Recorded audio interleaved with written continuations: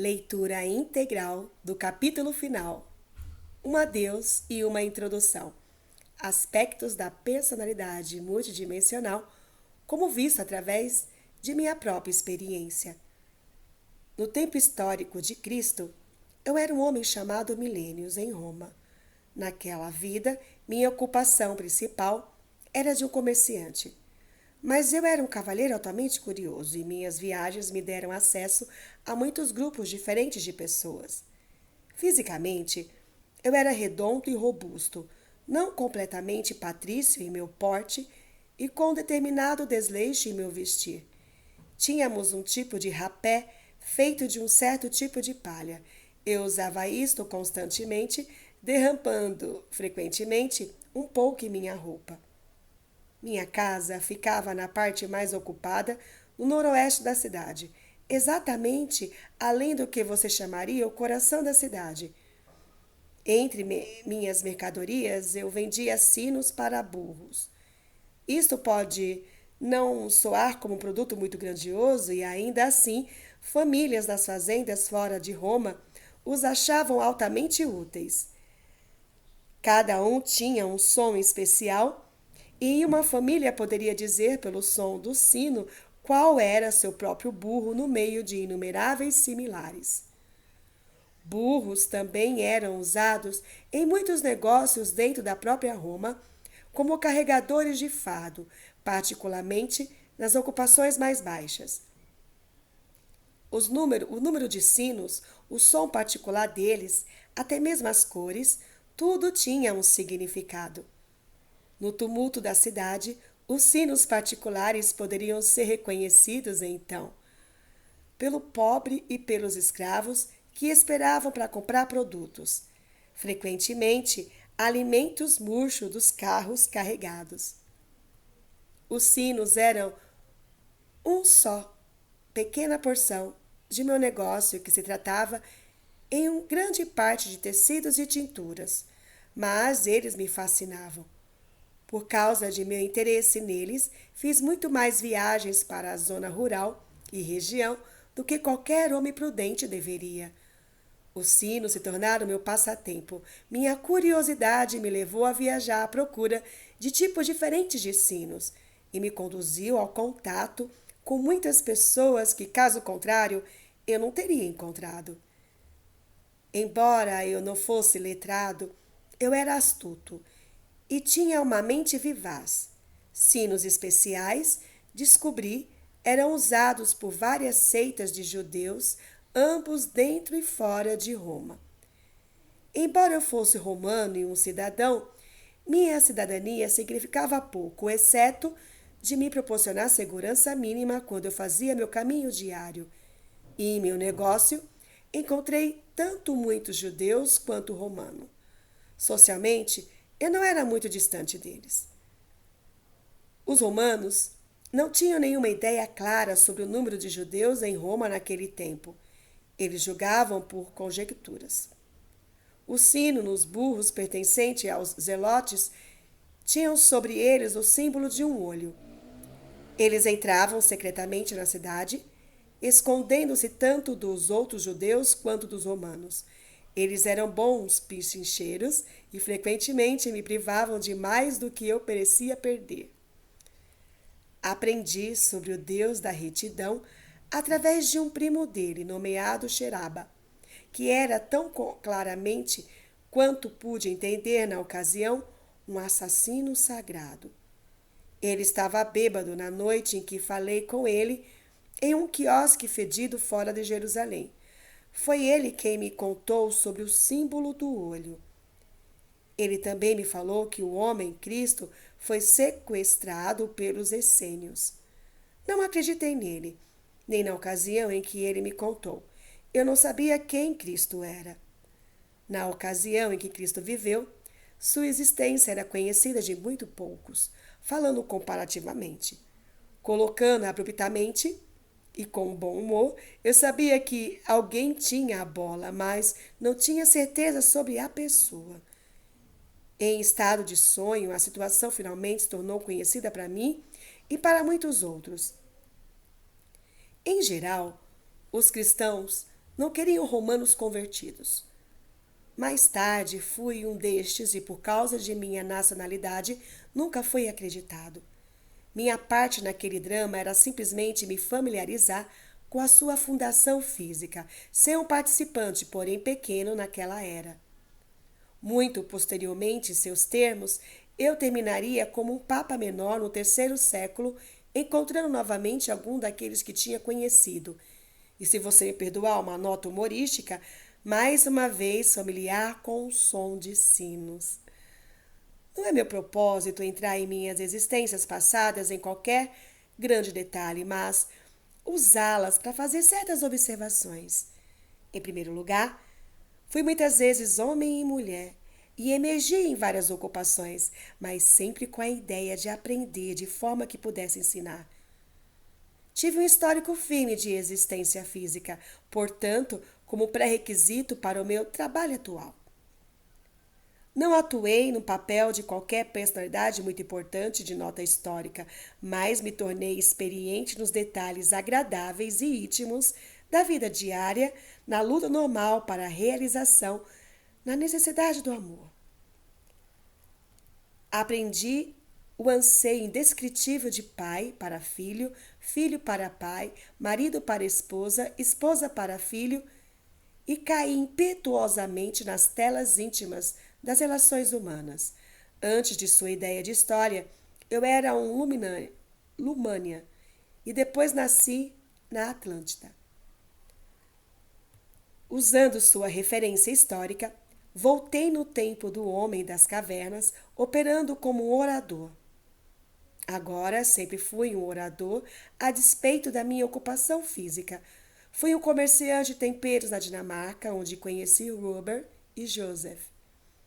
Em várias vidas fui negro, uma vez no que agora é chamado de Etiópia, e uma vez na Turquia. Minhas vidas como monge seguiram minha experiência como papa, e em uma destas fui uma vítima da Inquisição Espanhola. Minha experiência em vidas femininas variou de uma solteirona holandesa comum e uma cortesã no tempo do Davi bíblico para várias existências como humilde mãe de crianças. Agora, quando comecei a contatar Robert e Joseph, escondi deles o fato de minhas numerosas vidas. Robert, em particular, não aceitava a reencarnação, e a ideia de tais experiências de vida múltiplas seria altamente escandalosa para ele.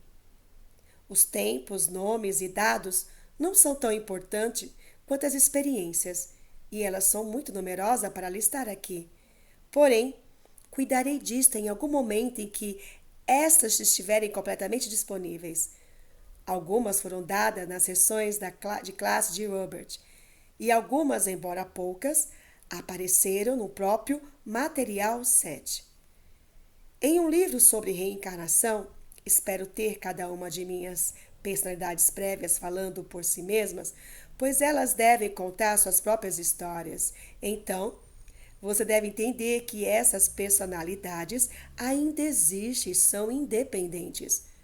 Embora o que eu seja uma vez pareceu estar contido nestas personalidades, fui apenas a semente para elas. Em seus termos, posso me lembrar de quem fui, em termos mais amplos, porém, estas personalidades deviam falar por si mesmas. Talvez você veja uma analogia aqui quando comparar a situação com a regressão de épocas sob a hipnose. Essas personalidades não estão trancadas dentro do que sou, porém. Elas progrediram de acordo com o próprio modo. Elas não estão negadas. Em meus termos, elas coexistem comigo, mas em outra camada de realidade. Em várias vidas, eu estava conscientemente ciente de minhas existências passadas. Uma vez, como monge, me achei copiando o manuscrito que eu tinha escrito em outra vida. Frequentemente, fui dado ao amor em excesso e o possuí. 2 vezes morri de fome. Sempre achei minhas mortes altamente educativas, em seus termos depois. Sempre foi uma lição entre vidas localizar os pensamentos e eventos que conduziram a um determinado falecimento. Nenhuma de minhas mortes me pegou de surpresa. Eu sentia durante o processo a inevitabilidade, o reconhecimento, até mesmo o senso de familiaridade. Claro, esta morte particular é minha e de nenhum outro. E aceitei até mesmo as circunstâncias mais estranhas, sentindo quase uma espécie de perfeição. A vida não poderia ser terminada corretamente sem a morte. Há um grande senso de humildade e ainda um grande senso de exaltação quando o eu interior sente sua liberdade quando a morte acontece. Todas as minhas mortes foram completamente de minhas vidas. Nisso parecia a mim que não poderia ser o contrário. Se eu escolher em seus termos, eu posso reviver qualquer porção dessas existências, mas essas personalidades seguem a seus próprios caminhos. Em um nível subjetivo, agi como um professor e orador em cada uma de minhas vidas. Em algumas poucas existências altamente intuitivas, eu estive ciente deste fato. Você não entende como ainda a alta importância do lado inferior da consciência, ao lado de seu papel objetivo em cada vida, seus desafios reencarnacionais também envolvem seus estados de sonho, ritmos de criatividade que fluem e vazam sobre o mundo diário que você conhece. Assim, me tornei altamente versado neste modo como orador e um professor em várias vidas que fora externamente desinteressante por contraste. Minha influência, trabalho e preocupação em tais casos eram muito mais vastos do que minhas tranquilas procuras objetivas. Dou-lhe esta informação, esperando ajudá-lo a entender a verdadeira natureza de sua própria realidade. Minhas existências reencarnacionais não definem o que eu sou, porém, nem as suas definem você. A alma se conhece e não está confusa por termos ou definições. Mostrando-lhe a natureza da minha própria realidade, espera ensinar a natureza da sua própria. Você não está ligado a qualquer categoria ou ângulo de existência. Sua realidade não pode ser medida mais que a minha. Eu espero ilustrar a função da consciência e personalidade escrevendo este livro e ampliar seus conceitos. Agora, comecei lhe falando que eu estava ditando este material pelo amparo de uma mulher por quem eu era bastante afeiçoado. Deixe-me falar agora que há outras realidades envolvidas. Os parágrafos seguintes serão escritos por outra personalidade que permanece relativamente na mesma posição que eu, quando me dirijo à mulher através de quem agora estou falando. Nós somos as vozes que falam sem as próprias línguas. Nós somos fontes daquela energia da qual você vem. Nós somos os criadores, contudo, também fomos criados. Nós semeamos seu universo como você semeia outras realidades. Nós não existimos em termos históricos, nem conhecemos existência física. Nossa alegria criou a exaltação da qual seu mundo vem. Nossa existência é tal que a comunicação deve ser feita através de outros para você. Símbolos verbais não têm nenhum significado para nós. Nossa experiência não é traduzível. Nós esperamos que nossa intenção seja. Na vasta extensão infinita da consciência, tudo é possível. Há significando em cada pensamento. Nós percebemos seus pensamentos como luzes. Eles formam padrões. Por causa das dificuldades de comunicação, é quase impossível para nós explicarmos nossa realidade. Só saiba que nós existimos.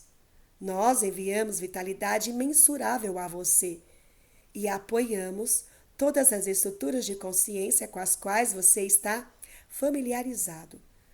Você nunca está só. Nós Sempre enviamos os emissários a vocês que entendem suas necessidades. Embora você não nos conheça, nós o apreciamos. A frase também compreende o sentido nós cuidamos de vocês. Sede é um ponto em minha referência, em nossa referência. Ele é uma porção antiga de nós. Nós estamos separados, mas unidos. O Espírito sempre forma a carne. Nós continuaremos. Há tipos de consciência que não podem ser decifrados em termos físicos. A personalidade que originou os parágrafos, você leu há pouco, é única. Como mencionado, há o mesmo tipo de conexão entre aquela personalidade e eu mesmo, como uma que existe entre Robert e eu mesma, mas em seus termos. 7.2 é bastante divorciado de minha realidade do que eu sou da de Robert. Você pode imaginar 7.2 como uma porção futura de mim, se você prefere, e ainda muito mais está envolvido. Eu mesma estou usando termos simples aqui para tentar fazer essas ideias mais claras. Em um estado de transe, Robert pode me contatar. Em um estado de alguns modos similar a um transe, posso contatar 7.2. Nós estamos relacionados de modos bastante diferentes de explicar, unidos em teias de consciência. Minha realidade inclui, então, não apenas identidades reencarnacionais, mas também outras gestaltes de ser que não tem necessariamente nenhuma conexão física. O mesmo se aplica a cada leitor deste livro. A alma é ilimitada, então. Não é um sistema espiritual ou psíquico. Tentei lhe mostrar que a alma não é uma coisa separada à parte de você. Ela não está mais divorciada de você do que Deus está. Não há nenhuma necessidade de criar um Deus separado que exista fora de seu universo e separá-lo disto. Nem há nenhuma necessidade de pensar na alma como alguma entidade distante, Deus ou todo que é. É intimamente uma parte de você. Sua energia forma sua identidade e sua alma é uma parte de você da mesma maneira. Minhas próprias personalidades reencarnacionais, eus prováveis e até mesmo 7.2 existem em mim agora, como eu existo neles. Em seus termos, 7.2 é mais avançados. Em seus termos, ele há mais um estrangeiro, já que ele não pode relacionar-se com sua existência física como faço por causa de meu histórico nela.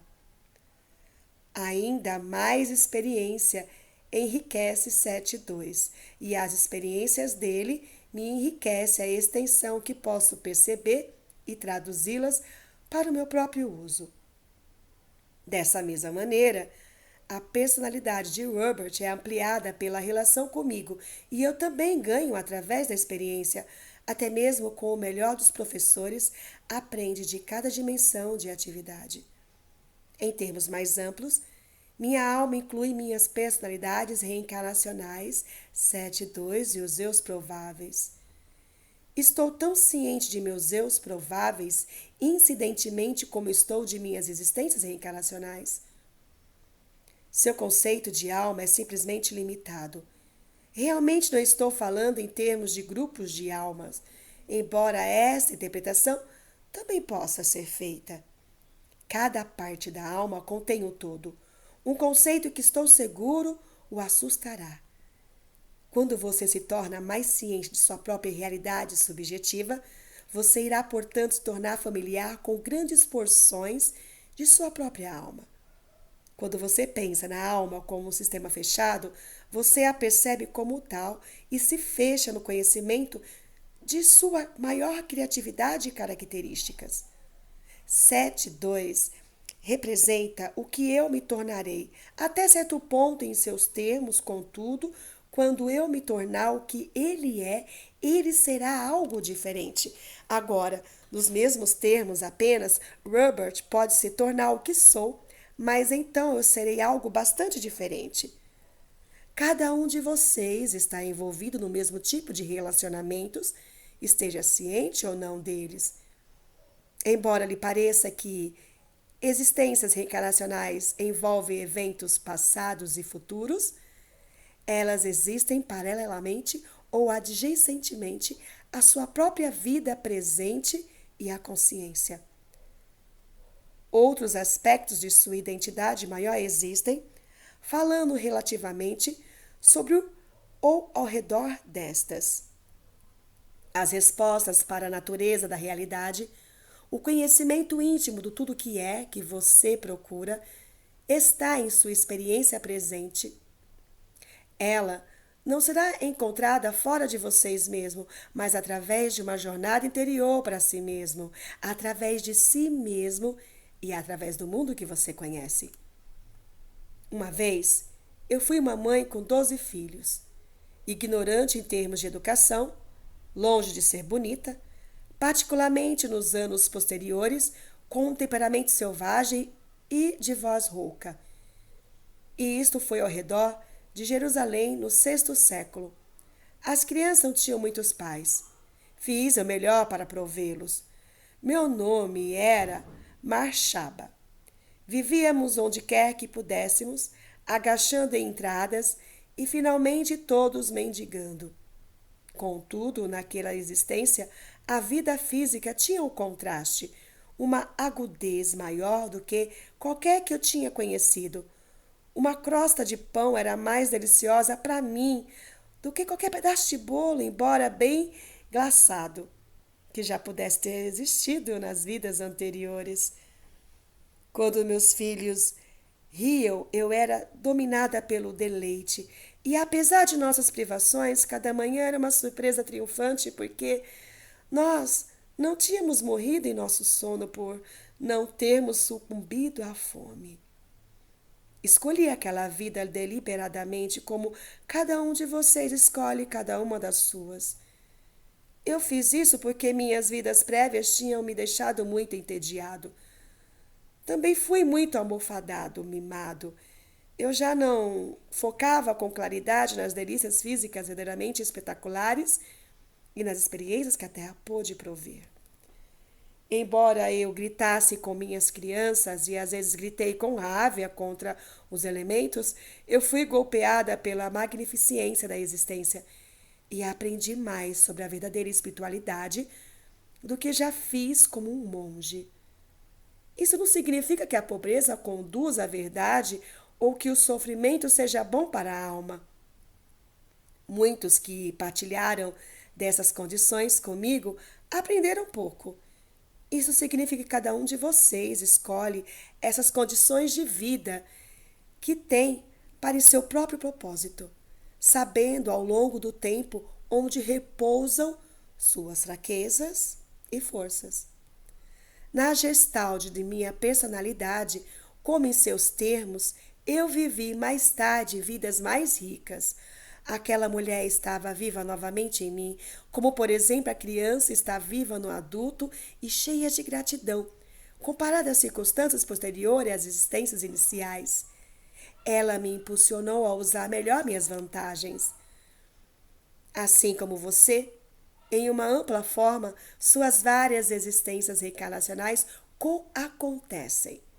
Usando a analogia da idade adulta novamente, ainda assim, de outra maneira, ela já o deixou. Foi embora a parte de você, como se fosse apenas um adulto no qual a criança se fundiu. Assim, as pessoas que eu tenho sido foram embora em seus próprios caminhos. Contudo, ainda são uma parte de mim e eu delas. Estou vivo na memória de 7-2, como um e eu a partir da qual ele brota. Contudo, o eu que sou agora não é o eu a partir do qual ele brota. Apenas suas ideias rígidas de tempo e consciência fazem essas declarações parecer estranhas a você, pois no contexto mais amplo, novamente, posso me lembrar de 7-2. Todas essas conexões, portanto, estão abertas. Todos os eventos psicológicos afetam todos os outros. Todas as experiências e consciências estão entrelaçadas.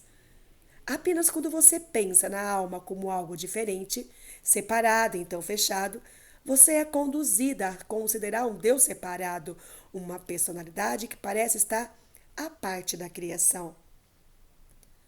O todo que é uma parte da criação, mas mais do que a criação é.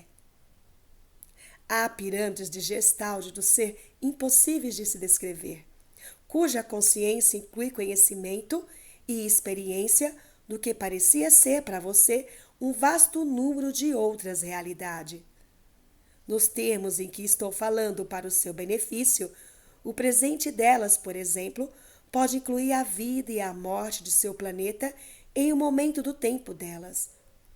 A existência de 7.2 está nas franjas externas de uma das tais galáxias de consciência. Quando 7.2 fala, Robert inicialmente está ciente do seguinte: a consciência dele puxa para mim, seguindo o caminho psíquico interno, um funil energizado, até que bastante simplesmente não pode ir além. Para ele, parece então que a consciência dele sai fora do corpo, através de uma pirâmide invisível que se abre no topo, esticando-se no espaço. Aqui, ele parece estabelecer contato com símbolos impessoais, cuja mensagem é de alguma maneira traduzida automaticamente em palavras. Aquele ponto, na verdade, representa uma urdidura em dimensões, um lugar entre sistemas que tem mais a ver com energia e a realidade psicológica do que com o espaço, pois o espaço é sem sentido. Eu quase sempre estou presente nessas ocasiões como um tradutor. Meu conhecimento de ambas as realidades é necessário para a comunicação. 7.2 está familiarizado com um jogo de símbolos e significados inteiramente diferentes, de forma que, nesse caso, duas traduções estão sendo dadas, uma por mim e outra por Robert. Esperançosamente, certos conceitos serão entregues desta maneira, que não poderiam ser entregues se não fosse assim. Estes matizes de realidade e experiência, essas mensagens de um sistema para o outro, acontecem continuamente, de vários modos, emergindo em seu mundo sob um disfarce ou outro, como inspiração de muitos tipos. Vocês estão sendo ajudados, em outras palavras. Você também está usando suas próprias habilidades, porém, pois suas próprias características, em grande parte, determinam a quantia de ajuda que você recebe.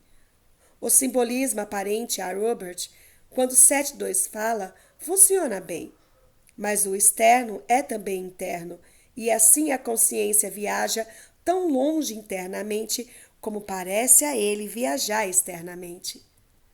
Tais contatos e conhecimento estão disponíveis a cada indivíduo. O tudo o que é fala com todas as suas partes, não com sons, trombetes e fanfarras do nada, mas comunica sua mensagem através das coisas das almas viventes de cada consciência. Você não está predestinada a se dissolver no tudo o que é. Os aspectos de sua personalidade, como você os conhece, serão retidos. O tudo que é, o criador da individualidade, não os meios da sua destruição. Minhas próprias personalidades prévias não estão dissolvidas em mim mais do que suas personalidades passadas. Todas estão vivas e vitais. Todas seguem seus próprios caminhos, suas personalidades futuras são tão reais quanto as suas passadas. Após um pouco, isso não o interessará. Fora da estrutura reencarnacional, não há morte como você pensa. Porém, meu próprio quadro de referência não é mais focado em minhas experiências reencarnacionais. Verei minha atenção para outras direções. Já que todas as vidas são simultâneas, todo o acontecimento de uma vez, então qualquer separação é psicológica. Existo como sou, enquanto minhas vidas reencarnacionais, em seus termos, ainda existem. Contudo, agora não estou interessado nelas, mas ponho minha concentração em outras áreas de atividade. A personalidade muda dentro ou fora de um corpo. Assim você mudará depois da morte, como muda antes dela. Nesses termos, é ridículo insistir em permanecer como você é agora após a morte. É o mesmo que uma criança dizendo: vou crescer, mas nunca vou mudar as ideias que tenho agora. As qualidades multidimensionais da psique permitem isto para a experiência, um reino infinito de dimensões. Experiências em uma dimensão de nenhum modo nega a existência em outra. Você tem tentado apertar a alma em conceitos compactos da natureza da existência, fazendo-a seguir suas convicções limitadas. A porta para a alma está aberta e conduz a todas as dimensões de experiência. Porém, se você pensa que o eu, como você o conhece, é o fim ou a soma de si mesmo, então você também imagina sua alma como sendo uma entidade limitada, ligada por suas presentes aventuras em uma única vida a ser julgada adequadamente após a morte do desempenho de alguns poucos anos irrisórios. De muitos modos, este é um conceito confortável, embora para alguns isso possa ser bastante amedrontador com suas conotações de danação eterna. É muito mais agradável, portanto, se iludir em relação aos ricos ornamentos que estão no coração da divina criatividade. A alma permanece dentro e fora do tecido da vida física, como você a conhece. Você não está separado dos animais e do resto da existência em virtude de possuir uma consciência interior eterna. Tal consciência está presente em todos os seres vivos e em todas as formas. Intitulei esse capítulo Um Adeus e uma Introdução. O adeus é meu próprio, já que agora estou finalizando este livro. A introdução se aplica a cada leitor, pois espero que agora você seja capaz de se encontrar face a face com uma compreensão maior de quem e o que você é. Gostaria, então, de apresentar você a você mesmo. Você não se achará correndo de professor a professor, de livro a livro. Você não se conhecerá seguindo qualquer método particular e especializado de meditação. Apenas olhando quietamente o eu que você conhece, sua própria realidade poderá ser experienciada com aquelas conexões que existem entre o eu presente ou imediato e a identidade interior que é multidimensional. Deve haver uma vontade, uma equiescência, um desejo. Se você não reservar o tempo para examinar seus próprios estados subjetivos, então você não pode reclamar se muitas respostas parecem iludi-lo. Você não pode lançar o fardo você não pode lançar o fardo da prova sobre o outro, ou esperar que um homem ou um professor provenha a você a validade da sua própria existência. Tal procedimento é entretecido para lhe conduzir a uma armadilha após a outra. Enquanto você se senta lendo este livro, as entradas internas estão abertas. Você só tem que experienciar o momento como você o conhece, tão completamente quanto possível, já que ele existe fisicamente no cômodo, dentro do cômodo onde você está, ou lá fora nas ruas da cidade na qual você mora. Imagine a experiência presente em um momento do tempo sobre o globo, então tente apreciar a experiência subjetiva de si mesmo que existe no momento e ainda assim escapa dele, e isto multiplicado por cada indivíduo vivo. Este exercício sozinho abrirá suas percepções. aumentará sua consciência e automaticamente ampliará sua apreciação de sua própria natureza. O você que é capaz de tal expansão deve ser mais criativo e a personalidade multidimensional do que você imaginou anteriormente. Muitos dos pequenos exercícios sugeridos, cedidos anteriormente no livro, também o ajudarão a se tornar familiarizado com a sua própria realidade. Lhe darão experiência direta com a natureza de sua própria alma ou entidade e o colocará em contato com aquelas porções do seu ser, das quais sua própria vitalidade brota. Você pode ou não ter seus próprios encontros com eus reencarnacionais, passados ou eus prováveis. Você pode ou não se pegar no ato de mudar níveis de consciência. Porém, certamente, a maioria de meus leitores terá sucesso com alguns dos exercícios sugeridos. Eles não são difíceis e estão dentro das capacidades de todos. Porém, cada leitor deve, de um modo ou de outro, sentir sua própria vitalidade de uma maneira bastante nova para ele e encontrar avenidas de expansão se abrindo em si mesmo, as quais antes não percebera. A mesma natureza deste livro, o método de sua criação e entregue em si mesmo, deveriam sinalizar claramente o fato de que a personalidade humana tem muito mais habilidade do que as normalmente designadas a ela. Por agora, você deveria entender que todas as personalidades não estão materializadas fisicamente. Como este livro foi concebido e escrito por uma personalidade não física e então feito físico, assim, cada um de vocês tem acesso a grandes habilidades e métodos de comunicação do que os usualmente aceitos. Eu espero que de um outro modo, este meu livro tenha servido para dar a cada um de vocês uma introdução à identidade interior multidimensional que é a sua própria. Obrigado por ouvir até o final. Um abraço.